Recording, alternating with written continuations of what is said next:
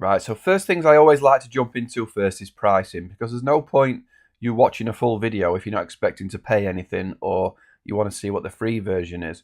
So there's a free version that is down here, 5 users, 2 projects, Google Apps, custom status, feeds, calendars and a forum, and not a great big deal of file space.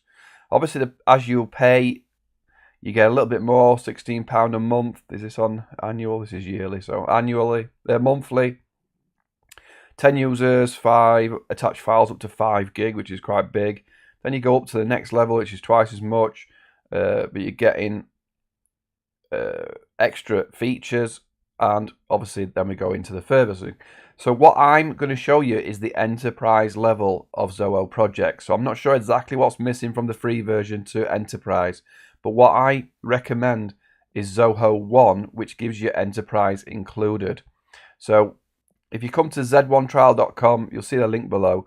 Zoho One is all of Zoho's apps within one subscription. So 40 integrated apps, productivity applications into one subscription, and you can sign up for a free trial, 30-day trial. That's what I recommend. Isn't the pricing on that page, is there?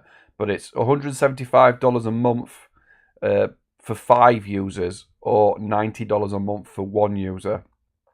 But I'll put links to better information on pricing. But in this tutorial, we're going to go through on enterprise level.